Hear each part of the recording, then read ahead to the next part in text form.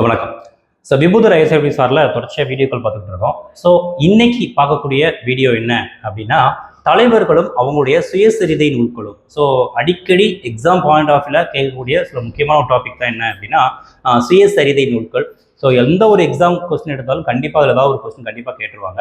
இப்போ நம்ம பார்க்கக்கூடிய அந்த தலைவர்கள் வந்து பார்த்தீங்க அப்படின்னா, நம்மளுடைய எக்ஸாம் பாயிண்ட் ஆஃப் வியூல, அதாவது சிலபஸ்ல இருக்கக்கூடிய தலைவர்களும் அதை சார்ந்து இருக்க தலைவர்களுடைய சுயசரிதை நூல்கள் தான் பார்க்க போகிறோம். நம்ம ஒன் பை ஒன்னா பார்க்கலாம். தலைவர்களை ஃபர்ஸ்ட் நம்ம பார்க்கக்கூடியது யார் அப்படின்னா, அறிஞர் பேரறிஞர் அண்ணா. நமக்கு நல்லாவே தெரியும். முன்னாள் முதலமைச்சர். அண்ணாவுடைய சுயசரிதை நூல் வந்து பார்த்தீங்கன்னா, என் வாழ்வு அப்படிங்கிற பேர்ல என்ன பண்ணியிருப்பாங்க அப்படின்னா அவங்க வெளியிட்டிருப்பாங்க. அடுத்து வந்து பார்த்தீங்க அப்படின்னா பெரியார். பெரியார் நம்ம எல்லாருக்குமே நல்லாவே தெரியும். பெரியாருடைய சுயசரிதை நூல தந்தை பெரியாரே அப்படின்னு சொல்லி எந்த பேர்ல அப்படின்னா அழைச்சிருப்பாங்க. அவர் என்ன பண்ணியிருப்பாருன்னா, கைப்பட தன்னுடைய வாழ்க்கை நிகழ்வுகளை அவர் வந்து செஞ்சிருப்பாருன்னா பதிவு பண்ணியிருப்பாரு. பெரியாருடைய சுயசரிதை நூல் வந்து தந்தை பெரியாரே அப்படின்னு சொல்லுவாங்க. தென் வந்து பார்த்தீங்கன்னா கருணாநிதி. முன்னாள் முதலமைச்சர் கருணாநிதி. அவங்களுடைய சுயசரிதை நூலுக்கு என்ன பேர் அப்படின்னா, நெஞ்சுக்கு நீதி அப்படின்னு சொல்லுவாங்க.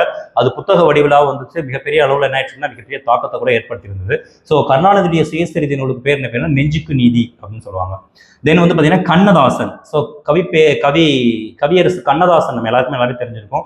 கண்ணதாசனுடைய சுயசரிதை நூல் என்ன சொல்லுவாங்க அப்படின்னா மனவாசம் அப்படின்னு சொல்லுவாங்க.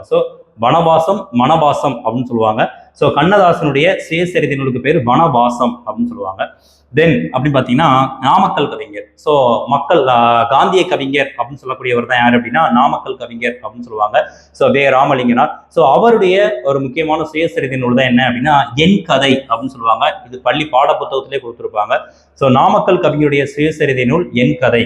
தென் பார்த்தீங்கன்னா ஊவேசா. ஊவேசாவை பற்றி அடிக்கடி கேட்பாங்க. ஊவேசா தமிழ் தாத்தா என்று அழைக்கக்கூடியவர் இல்லையா. அவருடைய சுயசரிதை நூலுக்கு பேர் என்ன பேர்னா என் சரிதம்.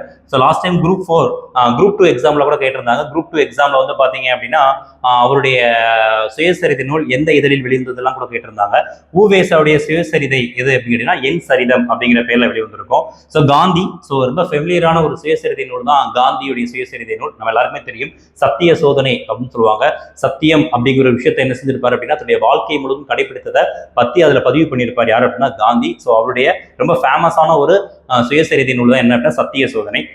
தென் வந்து பார்த்தீங்கன்னா நேரு, ஜவஹர்லால் நேரு. இந்தியாவுடைய முதல் பிரதமர் தான் ஜவஹர்லால் நேரு. அவங்களுடைய சுயசரிதை. இதுவும் பார்த்தீங்க அப்படின்னா இந்த டைம்ல குரூப் 2ல கேட்ட ஒரு முக்கியமான ஒரு கொஸ்டின். நேருடைய சுயசரிதை நூலுக்கு பேரு ஒரு சுயசரிதை அப்படிங்கிற பேர்ல என்ன பண்ணியிருப்பாரு அப்படின்னா வெளியிட்டிருப்பாங்க. தென் வந்து பாத்தீங்க அப்படின்னா அப்துல் கலாம் ஆசாத். ரொம்ப முக்கியமான ஒரு பர்சன். இவங்களும் சிலபஸ்ல ரொம்ப அதிகமா அடிக்கடி வரக்கூடியவங்க. இவங்களை பத்தியும் அப்பப்போ ஏதாவது கண்டிப்பா ஒரு கொஸ்டின் கேட்பாங்க, இதழ்கள் கேட்பாங்க. அபுல் கலாம் ஆசாத்தினுடைய சுயசரிதை நூலை வந்து பாத்தீங்கன்னா தஸ்கிரா அப்படின்னு சொல்லுவாங்க. தஸ்கிரா அப்படிங்கிற பேர்ல அவர் என்ன பண்ணியிருப்பாரு அப்படின்னா வெளியிட்டிருப்பாரு அபுல் கலாம் ஆசாத். தென் வந்து பாத்தீங்க அப்படின்னா திருவிகா.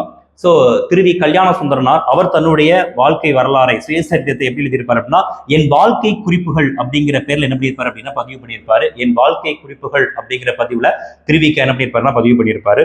அடுத்து பார்த்தீங்கன்னா முன்னாள் முதலமைச்சர் யார் அப்படின்னா எம்ஜி ராமச்சந்திரன் சொல்லக்கூடிய எம்ஜிஆர். எம்ஜிஆர் வந்து பாத்தீங்க அப்படின்னா அவர் தன்னுடைய வாழ்க்கை வரலாற நான் ஏன் பிறந்தேன் அப்படிங்கிற பேர்ல சுயசரிதை வடிவாக என்ன பண்ணியிருப்பாரு அப்படின்னா பதிவு பண்ணியிருப்பாரு. அப்புறம் எல்லாருக்குமே தெரிந்த மக்களுடைய முக்கியமான ஒரு நாயகனாக ஏவுகணை நாயகனாக கருதக்கூடியவர் தான் யார் அப்படின்னா ஏபிஜே அப்துல் கலாம். அவங்களுடைய சுயசரிதையும் ரொம்ப ஒரு ஃபேமஸான சுயசரிதை. அது வந்து என்ன அப்படின்னா அக்னி சிறகுகள் அப்படிங்கிற பேர்ல என்ன ஆயிடுச்சு அப்படின்னா வெளிவந்திருக்கும்.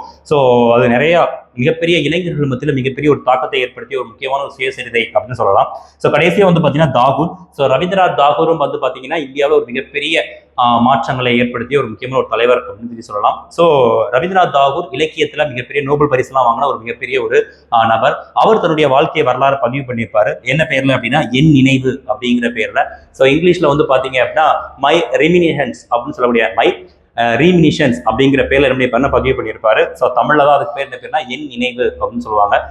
இதுல வந்து பாத்தீங்க அப்படின்னா நம்மளுடைய பாடப்பகுதியில சிலபஸ்ல இருக்கக்கூடிய முக்கியமான தலைவர்களும் அவங்களுடைய சுயசரிதை நூல்களும் தான் என்ன செஞ்சிருக்கோம் அப்படின்னா இந்த வீடியோ நம்ம பார்த்திருக்கோம். இதே மாதிரி நம்ம இன்னொரு வீடியோலும் பார்க்கலாம். நன்றி, வணக்கம்.